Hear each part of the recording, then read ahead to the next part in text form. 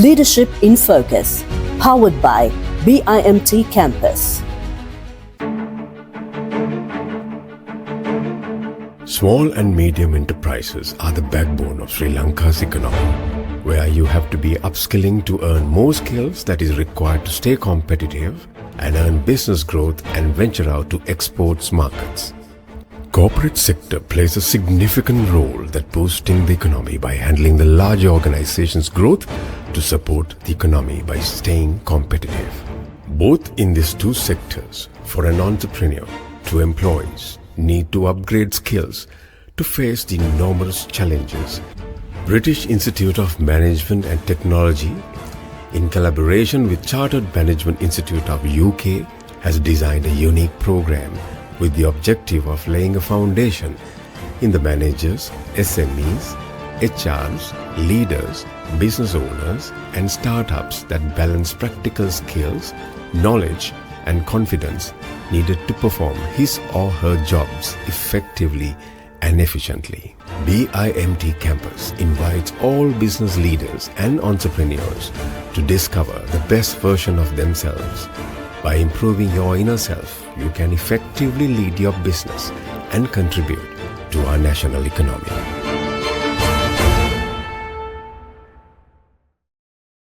By understanding the significance of strategic financing, businesses can optimize their financial strategies to achieve a sustainable growth. I'm Sabrina Zawahir, connecting with Dr. Jude Shanmugam, the Chief Financial Officer of Janashakthi Insurance PLC. Welcome to Leadership in Focus. Thanks. How do you think the future of financial management will change in response to global economic shifts or at a crisis situation? And what can businesses do to be more resilient? Yep, it's a very good question, especially in the backdrop of COVID and the IT age which we live in. The world is evolving very fast.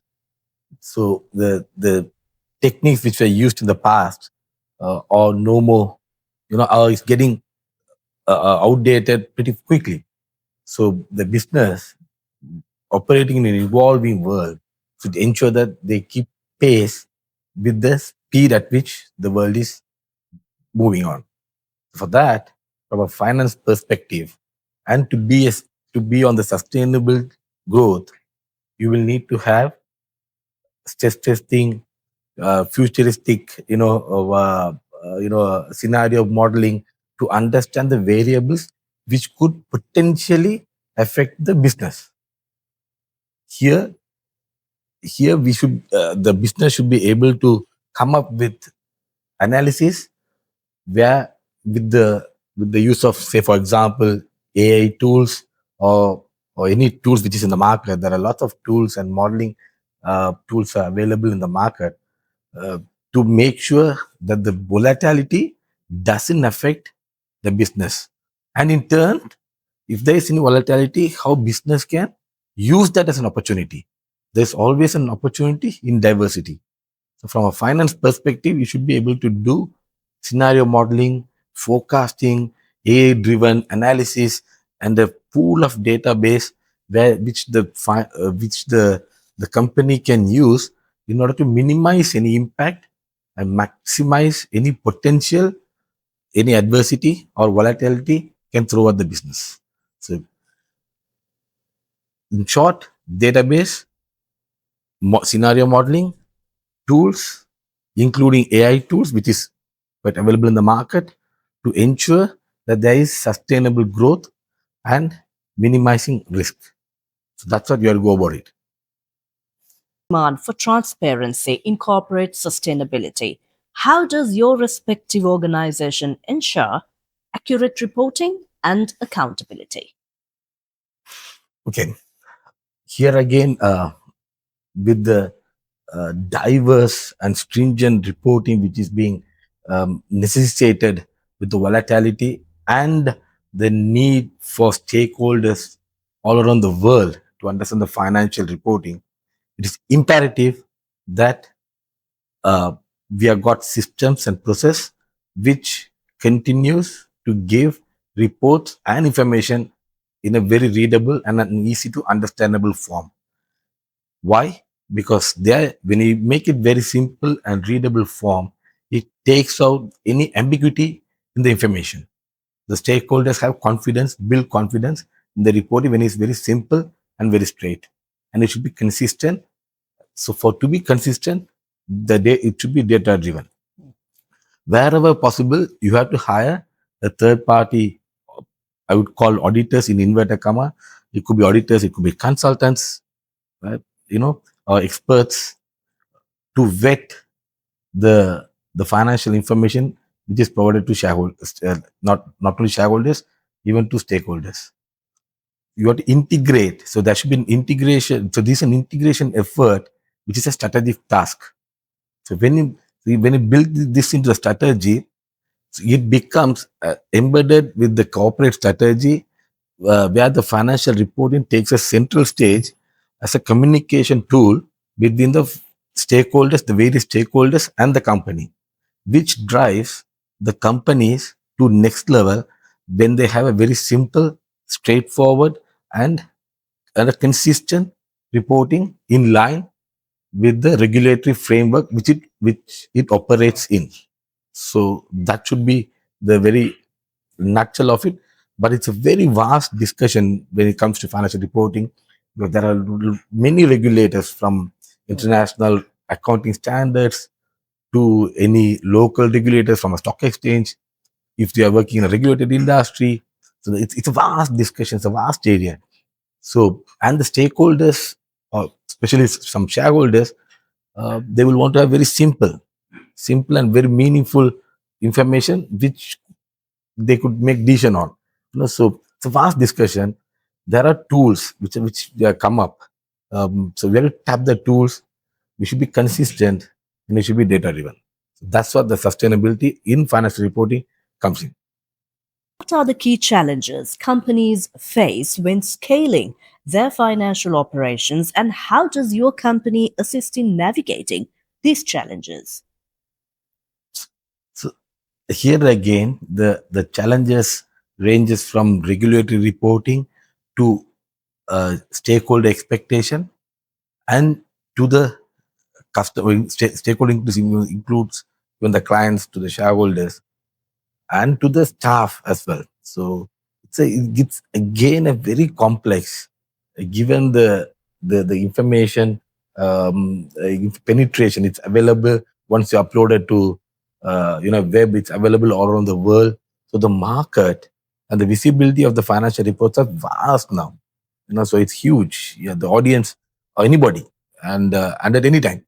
Even my son could be an audience, even daddy could be an audience, myself. So it has to cater different generations, and it has to cater different regulatory bodies, and it's actually within the regulatory framework as well. So how did it's so the problem stems from the fact that, especially in Sri Lanka, we work a lot on legacy systems. Our systems are, I wouldn't say outdated, but in inverted commas, yes, it's outdated. Why it's outdated? Because we work in a very challenging and evolving world, which evolves at a much faster pace. But our systems are at least, how long, how frequent do you do updates to the system? We don't. I mean, we don't. So we work predominantly in legacy systems. So that has been a huge challenge. The expectation, the output in terms of financial reporting expectation is huge, whereas the input and the processing machine is kind of outdated. So that's the main challenge I see in Sri Lankan corporates. So how do you address this? You have to have a good ERP, or a system just tried and tested all around the world.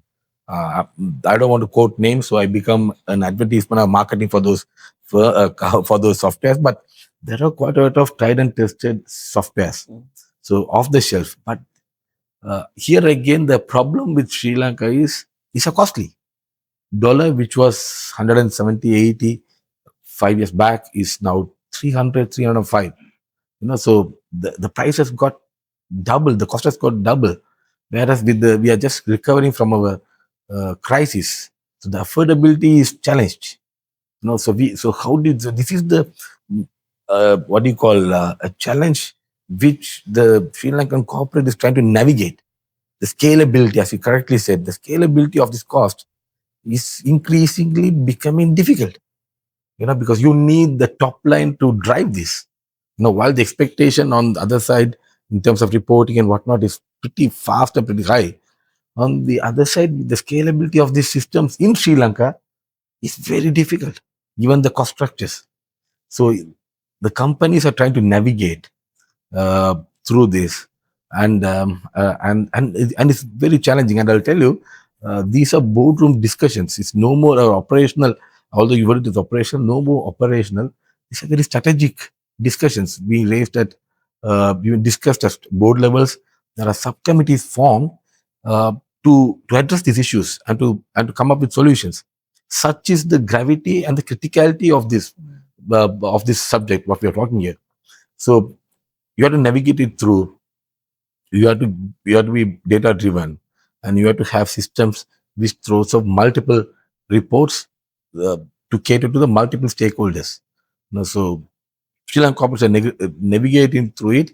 The scalability is being challenged time and again. Only a handful of Sri Lankan corporate can afford a proper, uh, fully blown system, which gets updated very frequently. So it keeps pace with the world. So it's the scalability, as you correctly said, is a huge challenge for Sri Lanka, and we not only corporate, we as a country, as a nation, should grow at some rate so that it becomes affordable to all of us. Countries like Singapore, Malaysia, if you talk on Asia Pacific region, they had achieved those scalability, and Singapore is such a small nation. So they have got their economic corrected and done. So that benefits passed to the corporates. you know so we are on the other side of the circle. We are finding it very difficult. Even countries like India come up with all kinds of software system, and they do it locally, and we have that knowledge pool challenge as well. We don't have the rich IT knowledge unlike our neighbor Indians. So we have got challenges.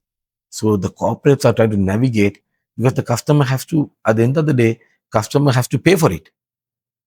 So the scalability is a challenge, but we'll have to come through once we are on the path of recovery. So as we move along, yes, I see light in the end of the tunnel, but it's a discussion which happens at the board level now. So hopefully we recover fast, and the scalability becomes, reachable for or achievable for corporates, where they can actually pull up good softwares and systems rather than relying on legacy and tinkering around, patching with the legacy systems. What leadership qualities do you think are essential for managing large scale financial operations?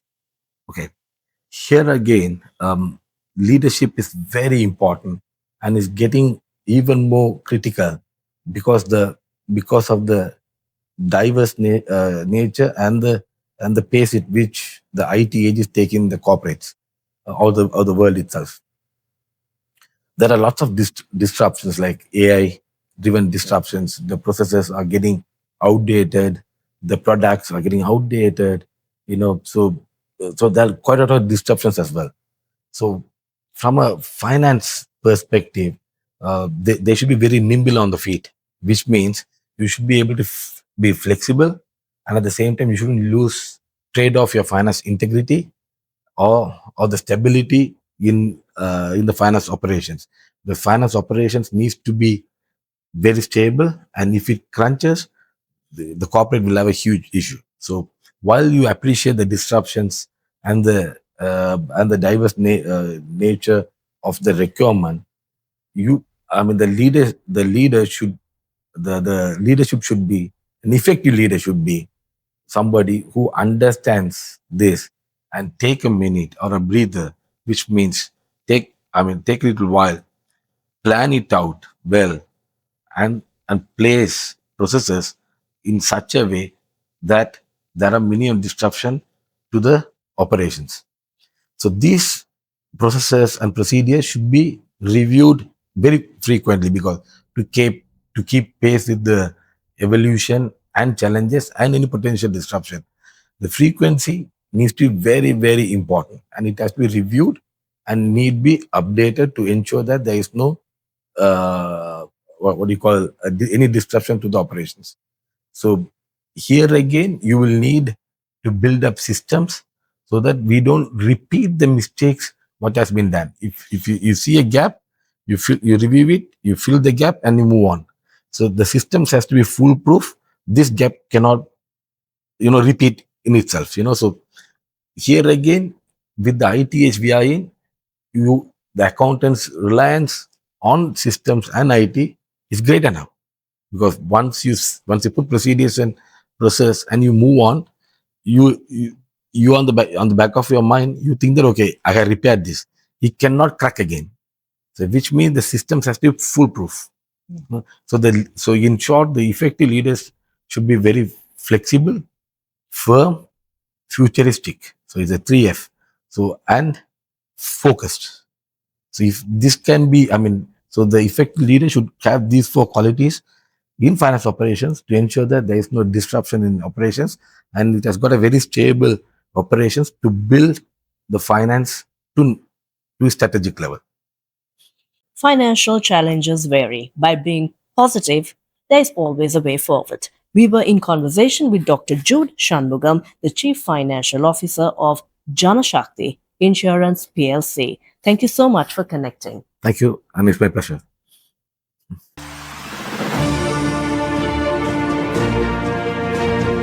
CMI is a global accreditation, and it also gives a pathway to gaining the chartered status. Our partnership with BIMT is a very strategic and a very powerful one. The program has instilled a practical momentum in it.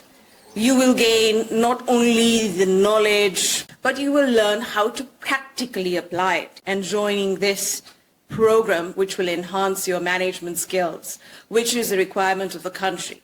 Harvard did a research few years back, selecting about 500 people from different fields. They are corporate leaders, top athletes, like that. And they put it into 2 quadrants. One is the education, qualification, experience, family background, etc., etc. And that's about 20% your success factor. What is the balance 80%? Is attitude, positive attitude. It's all about softer skills. That's why I like this syllabus. I went through the syllabus. It's one of the best syllabuses. And in fact, in management, this is probably the #1 in the world. The world is really looking for effective corporate leaders. Leadership is a muscle, actually. Everyone born with that muscle. There are some bodybuilders, those who go to gyms and they build their muscle. But leadership muscle you can't see. It's a cognitive level muscle, philosophical level muscle. You have to do the right exercises to develop your muscle. This is a place to develop your muscle. SMEs are growing, as you know. They are really bogged down with the business operations. And also they are not in a position they can afford for qualified people to recruit. So they concentrate on the business and grow. After sometimes when they grow, they have come to a deadlock-like situation. Their managers, especially middle-level managers, are not qualified. They don't have enough managerial qualifications, experience, and they can't think beyond. The person involved in the program, we are very, very positive. We are very optimistic, and you have very dedicated team over here, and they will take this program to the best levels. Join our dynamic and inclusive learning community at BIMT campus, where we shape the leaders of tomorrow.